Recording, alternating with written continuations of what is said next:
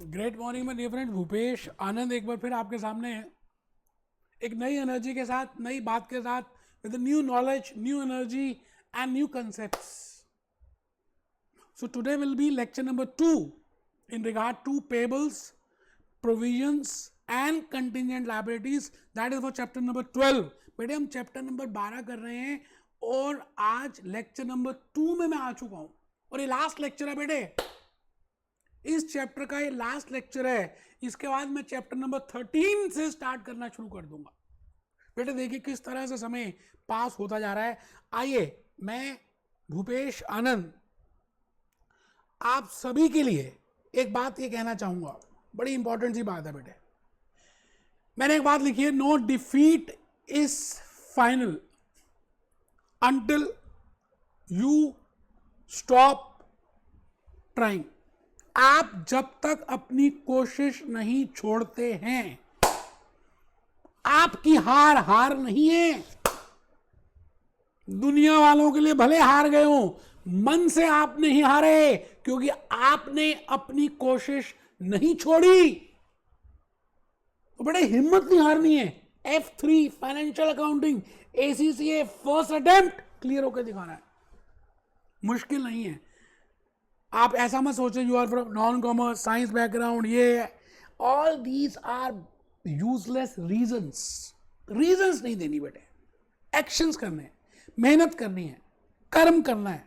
कर्मण्यवाधिकारस्य मा फलेषु कदाचन। तो आइए हम एक्शंस को करें। रजिस्टर बाहर निकाल लीजिए। मैं भूपेश आनंद चैप्टर नंबर 12 लेक्चर नंबर 2 में PPCL कर रहा हूं। क्या मतलब हुआ? पेबल्स, प्रोविजंस, कॉन्टिजेंट लायबिलिटीज की डिस्कशन कर रहे हैं हम आजकल। मैंने दोबारा से लिख दिया और दोबारा से आपको बताने की कोशिश की कि आपको खुश रहना है। B happy, be jolly and B cheerful. जब आप खुश रहेंगे ना तो सारे काम अपने आप होने वाले हैं। तो be happy, be jolly, be cheerful. लेट के नहीं पढ़ना, नोटबुक मेंटेन करनी है। अपने रजिस्टर जल्दी से ओपन कर लीजिए। आप देखिए मैंने पहला पी लिखा, तो पहले पी का मतलब क्या है ये तो मैंने आपको ऑलरेडी बता दिया, पेबल्स। दूसरे बी का मतलब क्या है? Provisions. We have discussed in last lecture number 1 that what I mean by payable, what I mean by provisions, and then I have to discuss today what I mean by contingent. Contingent का मतलब क्या होता है बेटे? पता नहीं, uncertain है, होगा भी या नहीं होगा ये भी नहीं पता, और मैं उसका कुछ एस्टिमेट भी नहीं निकाल सकता।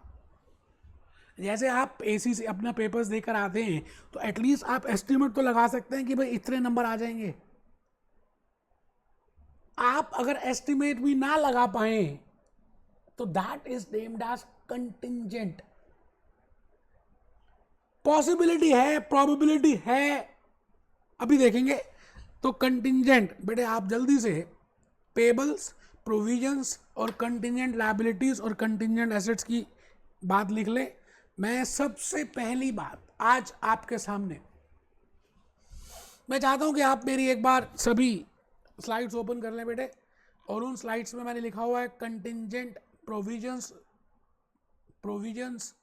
Pebbles and contingent liabilities. तो मैं सीधा आ रहा हूं सर उन्हीं बात पे जो मैंने डिस्कस करना है। I am coming directly to this point and उसके बाद आज हम प्रैक्टिकल क्वेश्चंस करने वाले हैं। Contingent liabilities and contingent assets. बेटे आपका एक अकाउंटिंग पीरियड में किसी से झगड़ा हो गया और वो डिस्प्यूट चल रहा है और कोर्ट में वो डिसाइड होना अभी बाकी है, अभी हुआ नहीं, डेट्स डल रही हैं, अभी डिसाइड होगा। आपको नहीं पता कि आप को क्लेम देना पड़ेगा या नहीं देना पड़ेगा, यू आर नॉट श्योर, और आप उसका एस्टिमेट भी नहीं लगा सकते। आई will say that type of liability or that type of expense or that type of obligation, let it be a constructive obligation, let it be a legal obligation of which you cannot make even a reliable estimate, और पता नहीं possibility है भी या नहीं। क्या वो remote case तो नहीं है? क्या वो पॉसिबल है, प्रोबेबिलिस्टिक है या नहीं, वर्चुअली सर्टन है या नहीं? So all those points to be taken into account, और उसके बाद हम डिसाइड करेंगे that whether it is contingent और नॉट। तो आप आराम से, कोई मुश्किल है ही नहीं बेटे। भूपेश आनंद के होते हुए किस बात की मुश्किल है आप ये बताओ। When a provision is not required, is not recognized, बेटे मैंने आपको लास्ट लेक्चर में बताया था कि प्रोविजन को रिकॉग्नाइज करने के लिए कुछ कंडीशंस इंपॉर्टेंट है। There are some criterias as per IAS 37 which are to be fulfilled. First is there has to be a present obligation which occurs from past events. Second is it will involve a economical outflow of resources, and third is we can make a reliable estimate that this much amount will be there.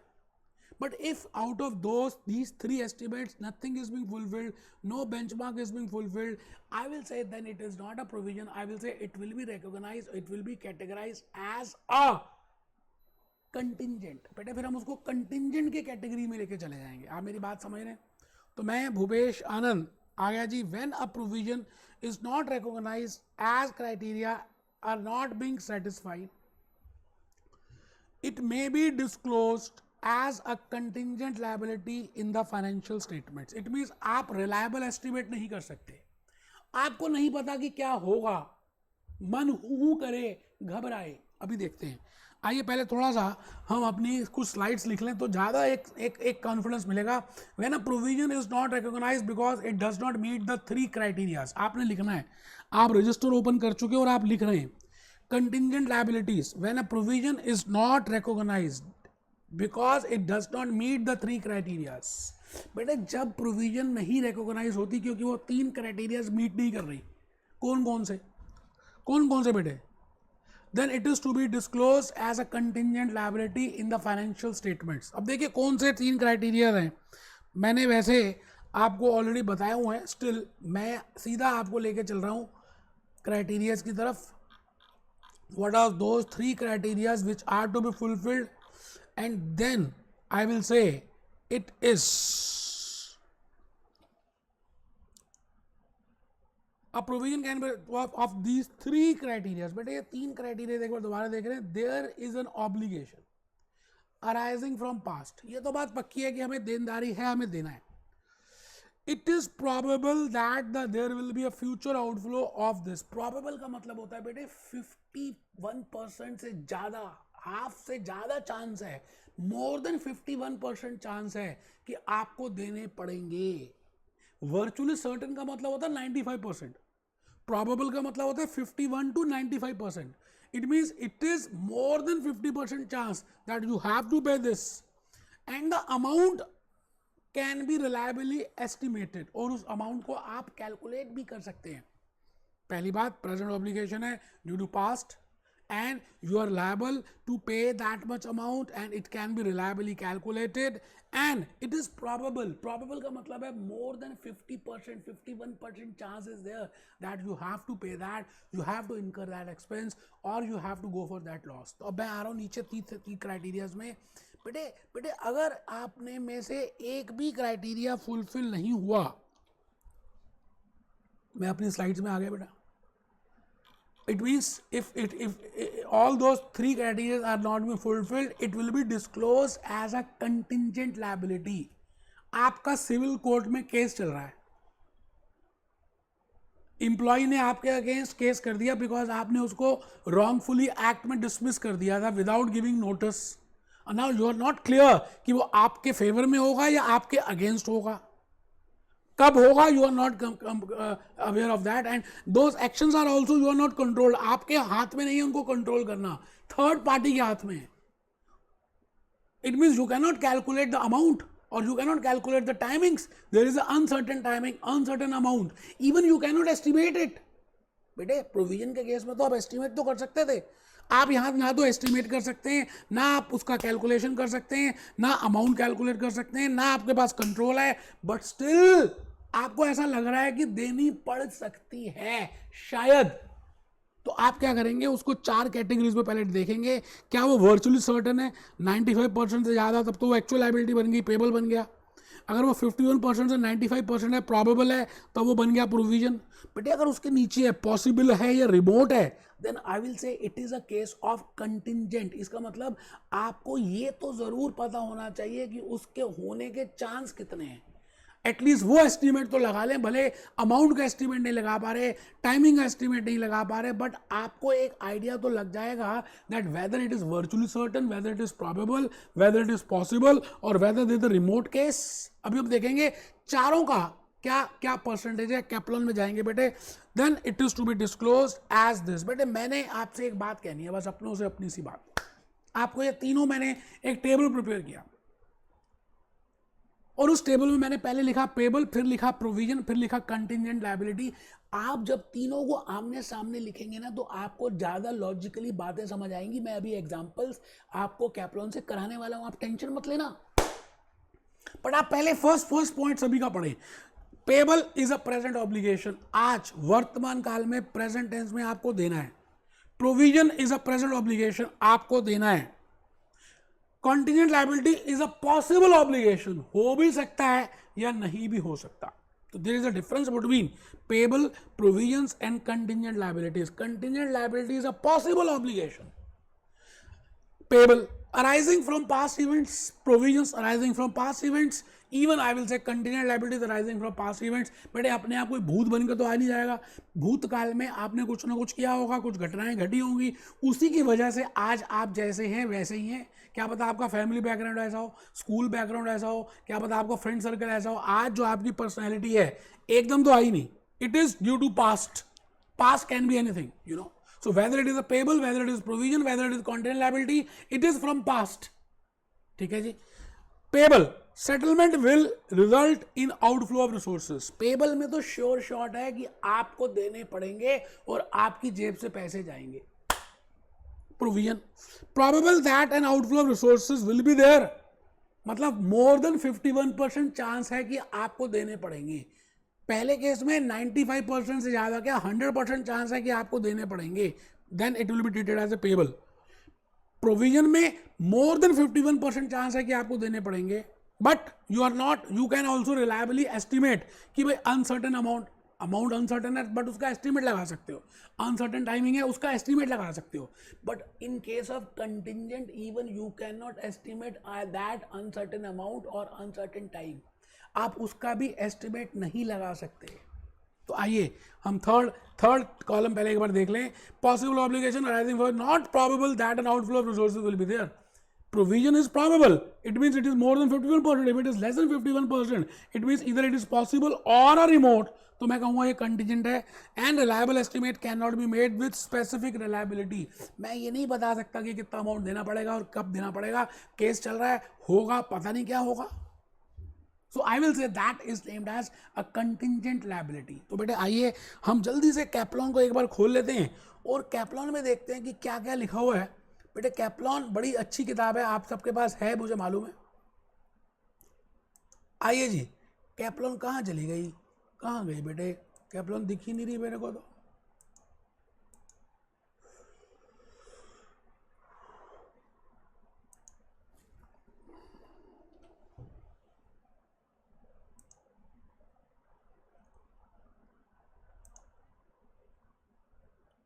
बेटा एक second में मैं जरा कैप्लॉन देख लूँ।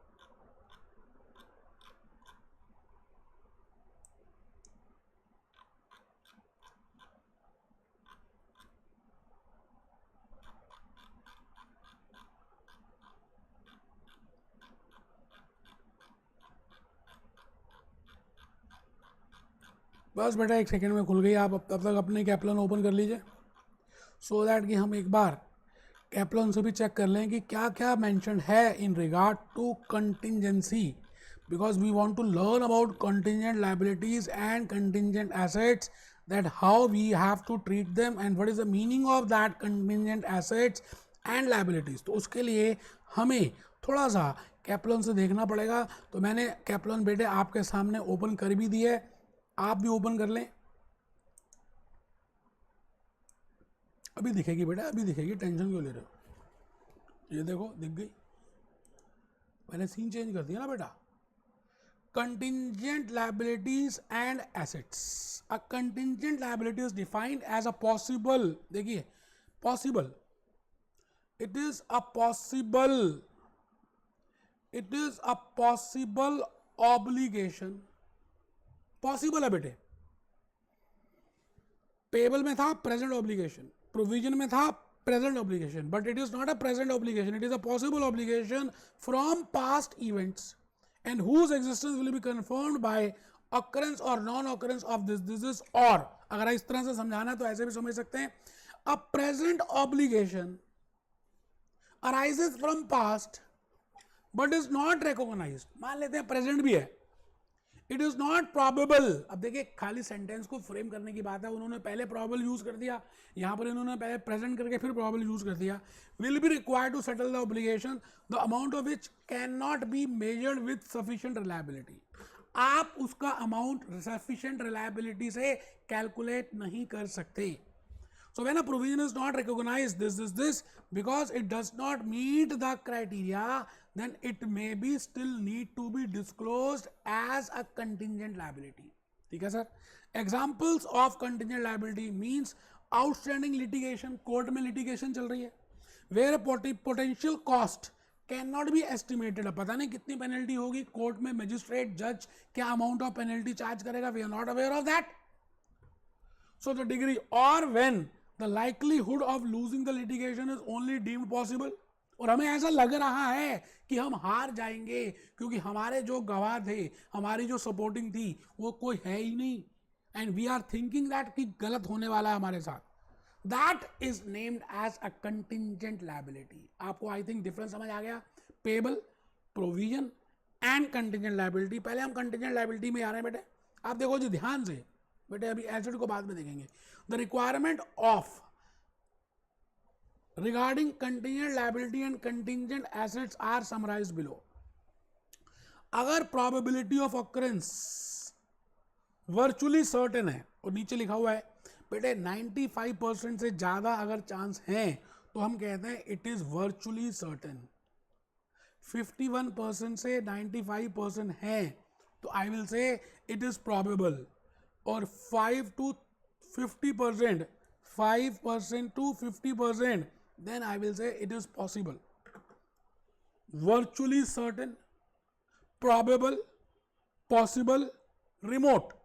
अभी आप पहले कंटिंजेंट लायबिलिटी का कॉलम ही देखिए, अगर ये वर्चुअली सर्टेन है तो प्रोवाइड कर दीजिए, प्रॉबेबल है तो प्रोवाइड कर दीजिए।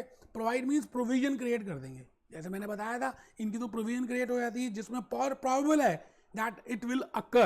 We are not aware of the uncertain amount, we are not aware of the timing, but we can do the reliable estimate and we are sure that it will happen more than 51% chance। So I will say it is better to provide that। But if we do not have a chance, you know, it is not probable but it is possible, 5% से लेके 50% chance है कि अब हो भी सकता है, तो उस केस में आपको इसको एज ए कंटिंजेंट लायबिलिटी मानना पड़ेगा and it will be shown as a contingent liability.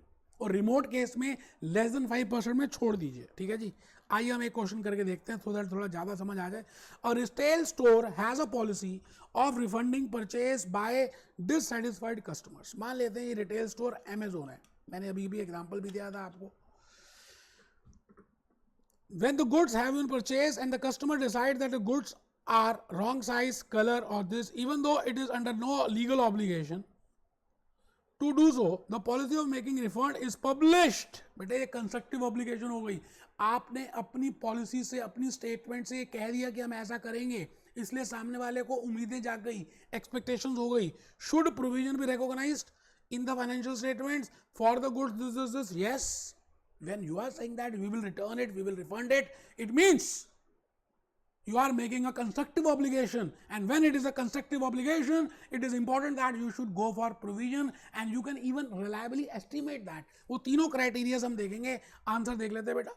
The policy is well known and creates a valid expectation that the store will give refund to the customers who will return goods At the end of the year, there is a constructive obligation. बेटे underline कर दीजिए, constructive obligation.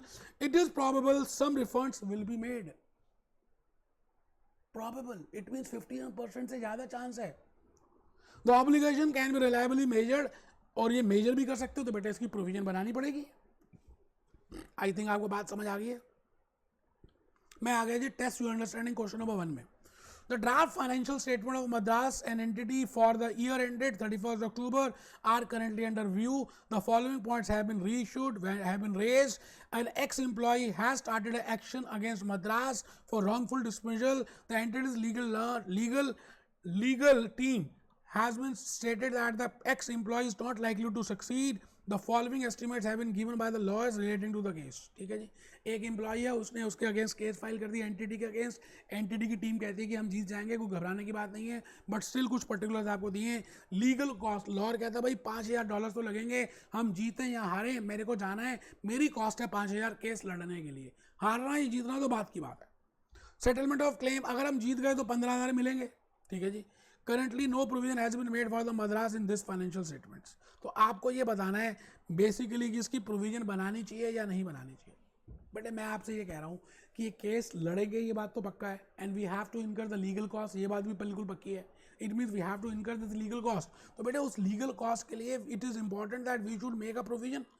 तो आइए जरा एक बार देख लेते हैं answer. According to this, a contingency is an obligation or an asset that arises from past events whose existence will be confirmed only by the occurrence or non-occurrence of one or more of uncertain future events. A provision is recognized. बेटे provision कब बनाते हैं? जब तीनों criteria पूरे हो जाएं. As per IAS 37, that is it should be a present obligation, it will involve economic benefits and a reliable estimate can be done. तो बेटा तीनों को तीनों क्राइटेरियाज लीगल कॉस्ट के लिए तो इंपॉर्टेंट है. लीगल कॉस्ट के लिए हम तीनों बातें कर सकते हैं. The legal cost should therefore be provided. बेटा प्रोविजन क्रिएट करनी चाहिए. For this however the claim is not likely to succeed. अब हमें पता है कि जीते हम जीत जाएंगे और हमें 15,000 मिल जाएंगे. That is a contingent asset, but we will not recognise that contingent asset because of prudence concept. अभी मैंने कंटिंजेंट एसेट बताना है, मैं बताऊंगा, बट आपको ये कहने जा रहा हूं कि क्या आपको लॉजिकली बात समझ आ रही है कि पेबल क्या होते हैं, प्रोविजंस क्या होते हैं और कंटिंजेंट लायबिलिटीज क्या होती हैं. ठीक है सर, अगर आ रहे तो अच्छी बात है. मैं अभी इस समय आपके लिए आ रहा हूं यहां पर कि भाई डिस्क्लोजर रिक्वायरमेंट्स क्या होती हैं. What are the disclosure requirement which are to be fulfilled. बेटे आपको डिस्क्लोज करना पड़ेगा, बताना पड़ेगा कि आपने प्रोविजन क्यों क्रिएट किया, इसकी क्या पॉसिबिलिटी है, और आपको कंटिजेंट लायबिलिटी को डिस्क्लोज करना पड़ेगा. आइए देखें. According to this following are the few key disclosures. The movement in the provision when the requirement is to provide a contingent liability, the liability is reflected in this. Nature क्या है, uncertain factors क्या है. Easy है बेटे ये तो. मुझे लगता है आप ये थोड़ा सा पढ़ लेंगे, मैं इस डीप में नहीं जा रहा, टाइम थोड़ा सेव करते हैं. उम्मीद है कि आपको ये payable, provision and contingent liability का डिफरेंस समझ आ गया, ये चैप्टर समझ आ गया है. और बेटे एक ही क्वेश्चन है वो भी करा दिया, एक पार्ट तो करा ही दिया है, बाकी 1-2 पार्ट आप खुद कर लेना. इन्हीं बातों के साथ B happy, be jolly, be cheerful.